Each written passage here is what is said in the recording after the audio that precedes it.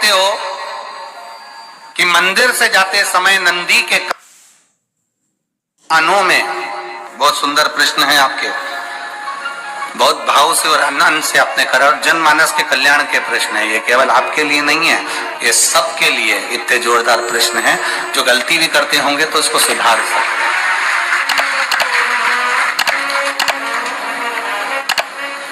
आपने कहा कि नंदी के कानों में कहना चाहिए, लोग हंसते हैं, कहते हैं बताओ वो नंदी के कानों में भगवान को कहना चाहिए।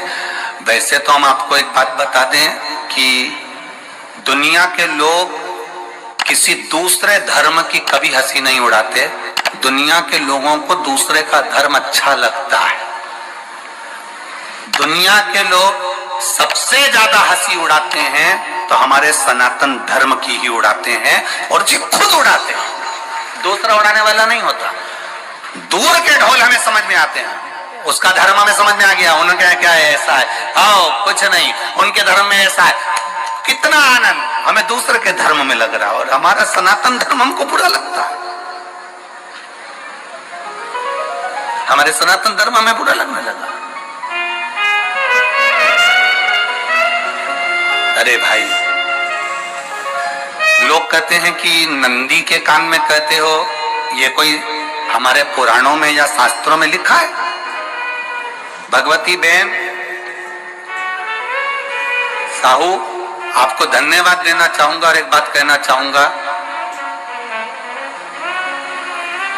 जितनी भी शिव महापुराण के अंतर्गत चाहे उपाय जो बताए जाते हैं कि बेलपत्री ऐसे चढ़ाना, काली मिर्च ऐसे चढ़ाना, चावल ऐसे चढ़ाना, धतूरा का क्या महत्व है, शमी के पत्ते का क्या महत्व है, बेलपत्री के पत्ते का क्या महत्व है, ये जितनी भी बातें बताई जाती हैं ये सब पुराण के अंतर्गत से बताई जाती है।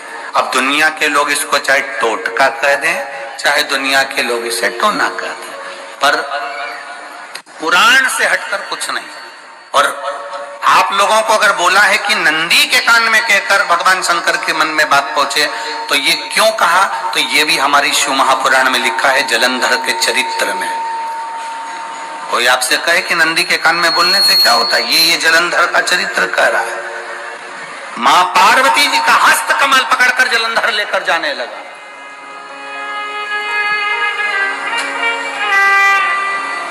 वृंदा का पति लेकर जा रहा। वृंदा तो भगवान की भक्ति में लीन रहती थी, उसको तो जलंधर को सबसे ज्यादा तकलीफ थी नारायण से, पर शिव के पास आ गया, क्योंकि ईर्षा प्रवृत्ति, अभी कथा में कहा, कोई कोई ऐसा होता है जिसको तुमसे बैर नहीं होता तो भी अंदर से ईर्षा जाग जाती है। कोई कोई ऐसा होगा जिसको अंदर से ईर्षा जागती है, अपने आप अंदर से ईर्षा जागती है, उसका कोई बैर नहीं, और ईर्षा जाग गई, भीतर से ईर्षा जागा। ना आप उससे मिले हो, ना कभी वो आप उसके सामने बैठे हो। कई लोग किसी ना किसी की बुराई करते हैं तो हम लोग पूछ भी लेते हैं, क्यों साहब उनसे मिलकर आए हो क्या तुम? कभी नहीं मिल किया, कभी उनका सामना हुआ नहीं हुआ, तो फिर बुराई क्यों कर रहा? एक ने कर दी थी इसलिए हमारे ध्यान में था तो हमने भी कर दी। लो, वो कुआं में डूब के मरेगा तो तू भी मरेगा का? नहीं साहब। नंदी सामने बैठा है, गणेश जी को मालूम पड़ गया, कार्तिकेय को मालूम पड़ गया, मां पार्वती जी का हस्त कमल जलंधर ने पकड़ लिया और लेकर चला। मालूम पड़ गया, तब नहीं रहा गया। गणेश जी को क्रोध आ गया और गणेश जी महाराज आए, शिव जी को जगाने लगे, पिताजी पिताजी पिताजी कर कर जगाया, उठो पिताजी, पिताजी उठिए, पिताजी जागिए, पिता को जगा रहे हैं। भगवान शंकर नहीं उठे, तप में लीन थे। क्या करें हम? जलंधर के पास में इतना बल है, इतना बल है, और पिता की आज्ञा नहीं होगी तो हम कैसे मार देंगे इसको? मारने को तो हम मार दें। मां ने आज्ञा करी थी कि जलंधर उसको तारकासुर को मार दो, तो कार्तिकेय ने तारकासुर को मार दिया। शिव जी की आज्ञा नहीं तो हम इसको कैसे मारें? क्या करें? सब कुछ गणेश जी ने देख लिया, शंकर जी के ऊपर बहुत बहुत बहुत बहुत प्रार्थना कर कर देख ली, पर शंकर जी नहीं जागे। तब आखिरी में विनायक ने, गणेश ने, जितनी लोग आस्था चैनल पर कथा सुन रहे हैं, जितने लोग फेसबुक यूट्यूब पर कथा सुन रहे हैं, इस बात को याद रखना कि नंदी के कान में कहने से क्या होता है वो ये इस कथा से सीख लेना। आखिरी में गणेश जी को लगा किसको कहूं, शंकर जी भी तप में है, नंदी भी तप में है, मैं किसको कहूं? शिव जी को कह के कर थक गया, पिताजी को बोल बोल कर थक गया, पिताजी जागते नहीं। अब मैं किसको कहूं ये बात, किससे कहूं?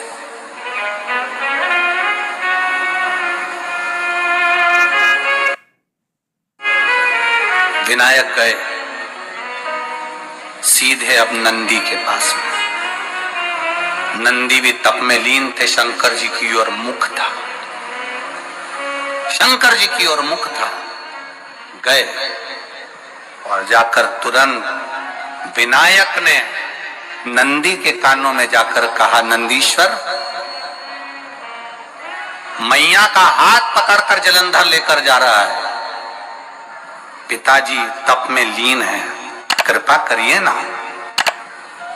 बस केवल नंदी के कान में कहा, गणेश जी दूर हट गए।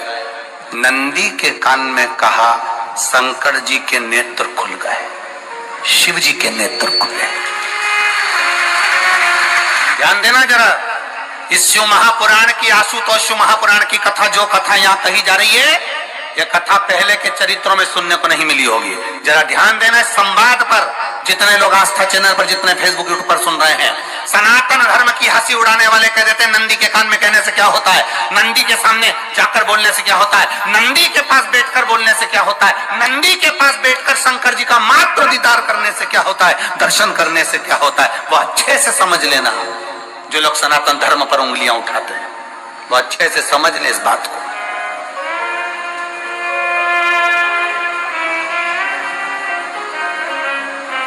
क्या होता है,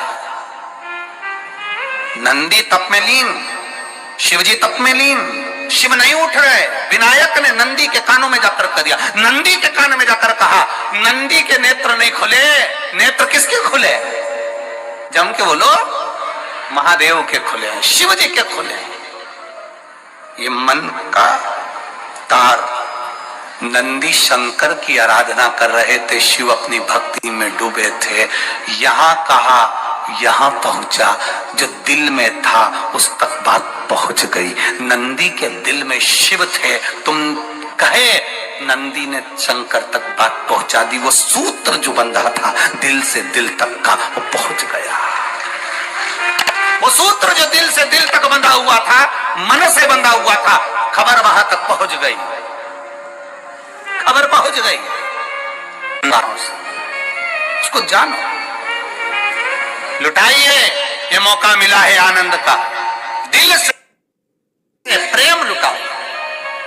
नंदी से कहा, नंदी ने देवादिदेव महादेव से नहीं कहा, केवल नंदी आंख बंद कर बैठे थे, कहते से ही भगवान गणेश के शब्द शिव जी तक पहुंच गए, शिव जी के नेत्र खुल गए और उन्होंने जलंधर के पास पहुंचकर पार्वती जी का हस्त कमल छुड़वाया। जरा विचार करिएगा, आप नंदी से कहते हो मेरे महादेव तक बात पहुंच जाती है, आपको केवल नंदी से प्रेम से कहना है, नंदीश्वर मेरे बाबा, ए मेरे बाबा, आप रोज शिव जी को लेकर भ्रमण पर निकलते हो, मुझे बहुत दुख है, आप मेरे दुख को मिटाने के लिए मेरे दरवाजे पर क्यों नहीं आते? नंदीश्वर से कहा, शिव जी तक बात पहुंच जाएगी, शंकर के नेत्र आपके लिए खुल जाएंगे और महादेव आपके यहाँ खड़ा है, मेरा महादेव आपके पास में खड़ा है। आशुतोष शिव महापुराण की कथा कहती है, लोग कहते हैं नंदी को कहने से क्या होता है, ये शिव तत्व की कथा आशुतोष शिव महापुराण कह रही है। कहा वहां तक पहुंचा, दिल से दिल का कंठ। जो भगवान नंदी के कानों में कुछ कहकर आते हैं, बोले हो कभी? सीधे बोल देते हो क्या जाकर? नंदी के कानों में कहने का भी एक तरीका है, आप लोगों को मालूम होगा वो तरीका, नहीं मालूम? बेलपत्री की जो डंडी रहती है ना, बीच का जो भाग है, ध्यान दिए ना जरा सा, ये बीच की जो डंडी है, फिर से देखिए, बेलपत्री के 2 पत्ते और उसके पास में जो बीच की जो डंडी का भाग है, दिख रहा है आप लोगों को?